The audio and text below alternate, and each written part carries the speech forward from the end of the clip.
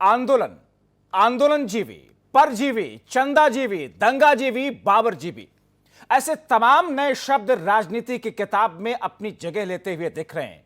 और इसी दौरान एक शब्द सियासत की जुबान पर आया, मौकाजीवी, जिसे हमने इजाद किया। जब नेता अपने अपने शब्द की रचना कर रहे हैं तो हम भी प्रजातांत्रिक देश में रहते हैं। सवाल तो पूछ ही सकते हैं, सियासत के मौकाजीवी कौन है जिन्होंने अपनी राजनीति के मुताबिक किसान आंदोलन को वो मौका बनाया, वो मौकाजीवी बन गए। सवाल यह भी कि क्या इस देश में वाकई कोई किसान के बारे में सोचता है? अगर ऐसी जहमत उठाई गई होती तो देश के किसान अब तक बदहाल नहीं होते।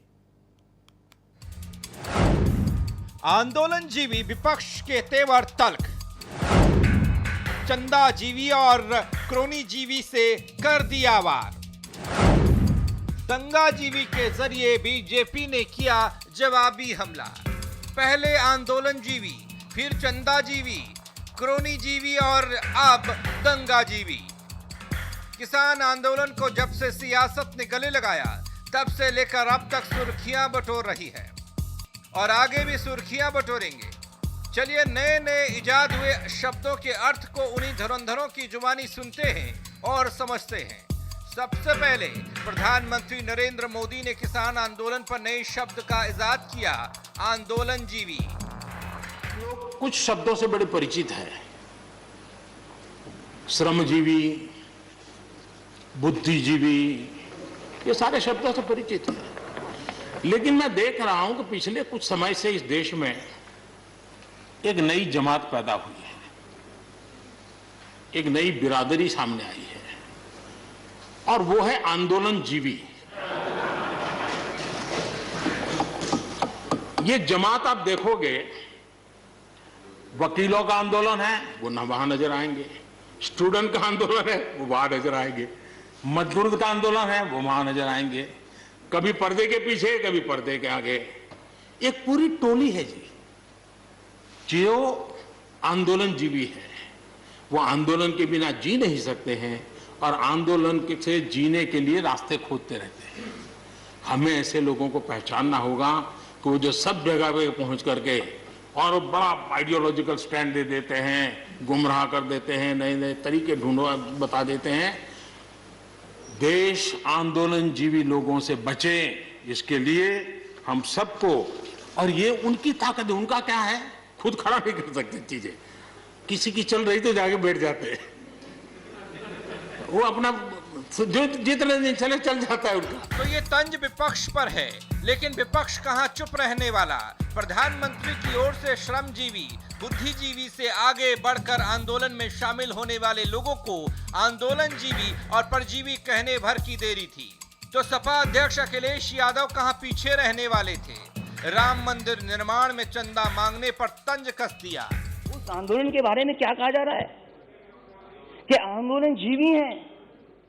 मैं उनको क्या कहूं, मैं उन लोगों को क्या कहूं जो लगातार चंदा लेने निकल जाते हैं? क्या वो चंदाजीवी संगठन के लोग नहीं हैं?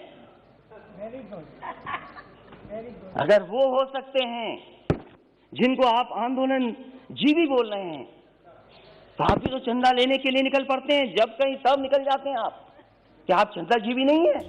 कांग्रेस सांसद राहुल गांधी ने भी इसे अपने तर्कों में समेटा और ट्वीट कर लिखा, क्रोनीजीवी है तो देश बेच रहा है वो।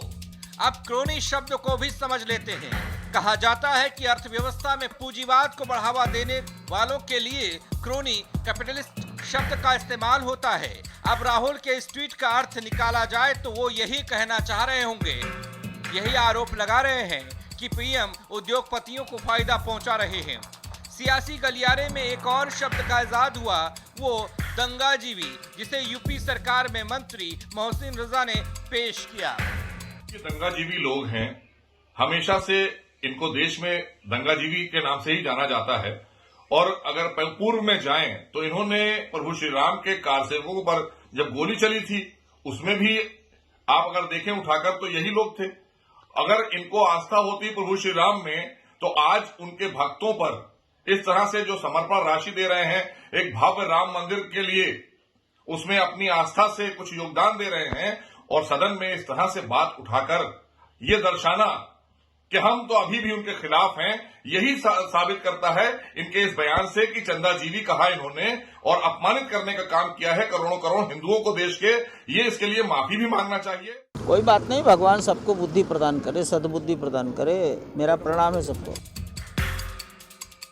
अब अखिलेश ने अलग राग अलापा, मुद्दे से भटक कर एक धर्म की आस्था को जोड़कर एक नए शब्द चंदाजीवी का निर्माण हो गया, जो उन्हें बदले में बीजेपी की ओर से एक नई उपमा से नवाजा गया, दंगाजीवी। अब अयोध्या के संत भी अखिलेश के खिलाफ मैदान में हैं।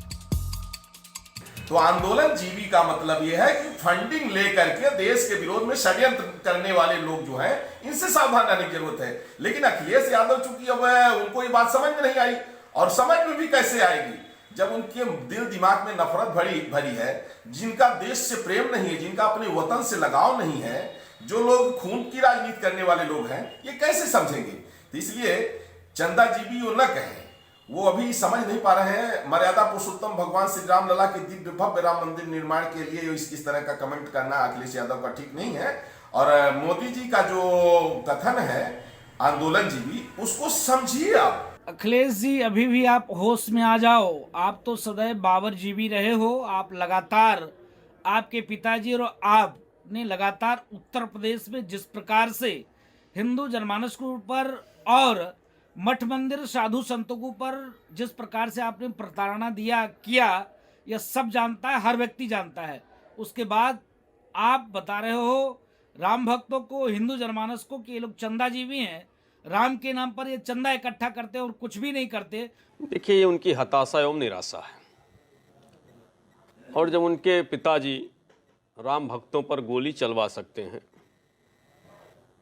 और जो इस देश के राष्ट्र पुरुष हैं, भगवान राम इस देश के राष्ट्र पुरुष भी हैं, मर्यादा पुरुषोत्तम कहे जाते हैं। और भारत के संविधान में, जो भारत का संविधान आप देखेंगे तो सभी पन्नों पर भगवान राम के चित्र अंकित हैं।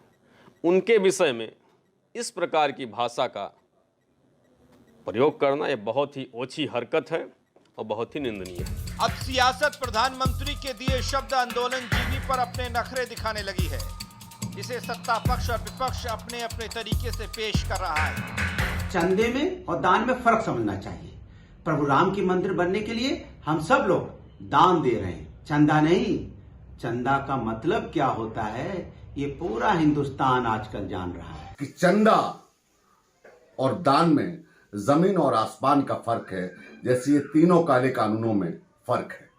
किसान अपनी बात कह रहा है, मगर जिस तरीके से भारतीय जनता पार्टी सियासत करती है और आजादी की बात से लेकर आज तक जिस तरह का चाल और चरित्र भारतीय जनता पार्टी को देखने को मिला, सत्ता में पाने के लिए झूठ बोला जा सकता है, मगर सत्ता पर बैठने के बाद संविधान की शपथ खानी पड़ती है और न्याय करना पड़ता है। और ये न्याय करने में देश की सरकार फेल है और राज्य की सरकार फेल है। सिर्फ चंदे से काम नहीं चलेगा। और राम मंदिर के लिए चंदा नहीं किया जा रहा, लोग स्वेच्छा से समर्पण राशि दे रहे हैं राम मंदिर के लिए, और हर परिवार देना चाहता है। मैं देख रहा हूँ लगातार निरंतर कि पूरे दुनिया से लोग आ रहे हैं, टेलीफोन कर रहे हैं कि राम मंदिर के लिए हमारा भी कुछ योगदान हो जाना चाहिए, हमारा भी कुछ योगदान। कोई शिला, चांदी की शिला दे रहा है, कोई पैसा दे रहा है, कोई चेक दे रहा है। और राम मंदिर में निश्चित रूप से ये तय कर लिया गया था कि जो भी धनराशि होगी वो तो या तो कूपन से या चेक से ली जाएगी।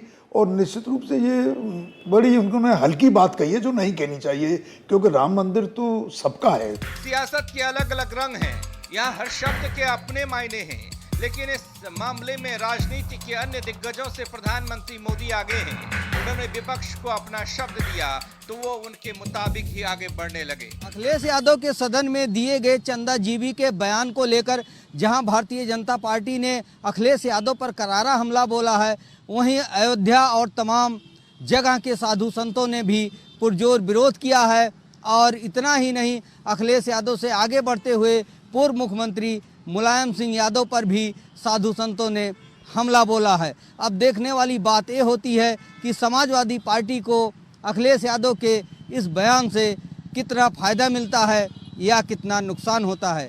कैमरामैन अमीश के साथ नरेंद्र यादव, R9 TV, लखनऊ।